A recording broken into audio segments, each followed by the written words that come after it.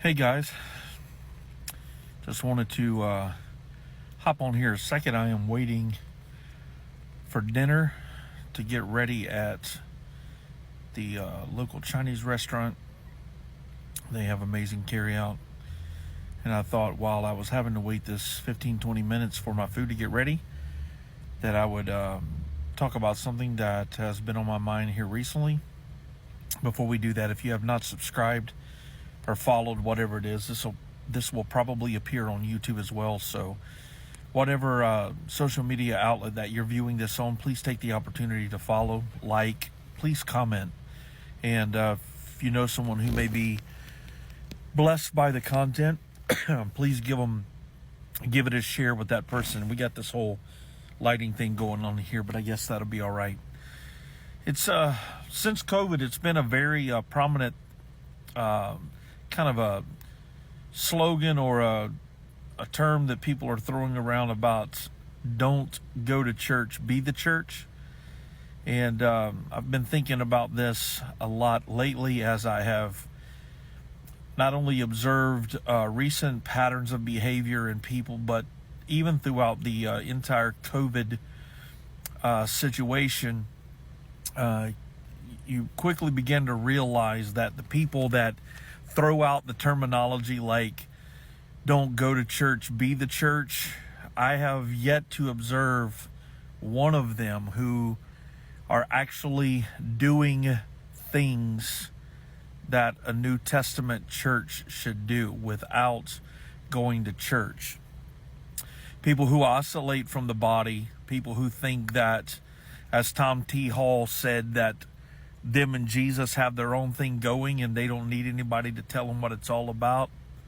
I have yet to observe a person doing that, isolating from corporate worship, separating from the rest of the body.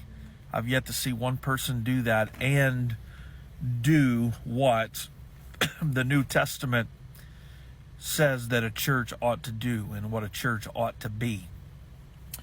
And the reality is that in most cases, the ones that I've observed, it's not that people want to be the church. It's that most of the time people don't want to be held accountable to going to church. They don't want the sanctification process that happens by going to and participating in an assembly.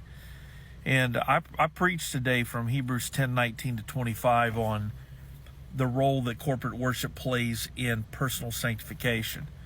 And it's a significant and powerful thing. But for all the people saying, don't go to church, be the church, I have yet to observe one person being the church whenever they separate and isolate from going to church.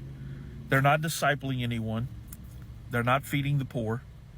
They're not baptizing anybody. They're not preaching the gospel. They're not participating in the Lord's table. There are so many aspects of what it means to be a church, to be the church, and things that are essential to Christian practice that they're not doing.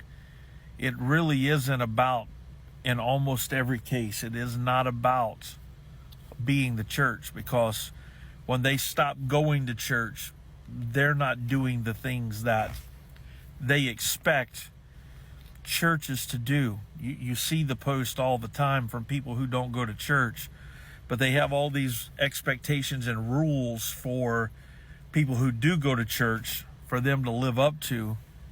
And of course, they never find anybody living up to their ideal about what church ought to be. Most of the time, they're just wanting to be critical of everybody who's trying, and not really doing anything any different or any better themselves. So if you are going to live by the mantra, don't go to church, be the church, then all of the things that you feel like and that you have accused the churches that you have been to of falling short in, you better be doing them yourself individually. But again, that's against the very definition and nature of a church. A church is by nature togetherness, assembly. I'm not going to go into the theology of all of that in this particular post, but it is the topic of my dissertation, so that I'm going to be writing for my PhD program. But if you're going to use that mantra, then live up personally, individually. You fulfill all of the things that you feel like all the churches aren't doing, therefore you can't go to church. Let's see you do them on your own, individually. And if you're not being the church nor going to church, and that's what always happens, at least in my personal observation. You're neither going to church nor being the church, but you're going to criticize people, constantly find fault with people who are trying to do both things at once. They are going to church and they are seeking to be the church, as if those two things are separate categories. If you are going to be the church, if you're going to be a church defined by the New Testament, then you will assemble with other believers, and not just a handful of people that just affirm you, make you feel comfortable, who feel the way you do, who are angry about the same things you're angry about. That's not doing that. That's not a gathering. That's not church. Church has a sanctifying effect. So you can't be the church without assembling with other believers. That's just the nature of the church by definition. So you can't avoid that. But if you are neither attending church or being the church, then please do me a favor and stop criticizing the people who are trying to do both. So let me say it like this in short. If you're doing neither, stop criticizing people who are doing both. I could probably even say if you're not doing either, stop criticizing the people who are at least attempting to do one. So people who neither go to church nor are being the church. Criticize people who go to church and are trying to be the church. So if you're not going to church, are you feeding the poor? Are you serving your community? Are you baptizing? Are you discipling? Are you participating in the communion at the Lord's table? Are you participating in the body and blood of Christ? No. Because these are things that you have to do to be the church. This is what being the church looks like. So you're telling all of us who are trying to both go to church and be the church how much we're falling short, and you're criticizing all the people who go to church and are trying to be the church. But you're neither discipling anyone nor being discipled. Again, you're doing neither. You're not baptizing anybody. You're not doing any of the things that the New Testament teaches that believers ought to do.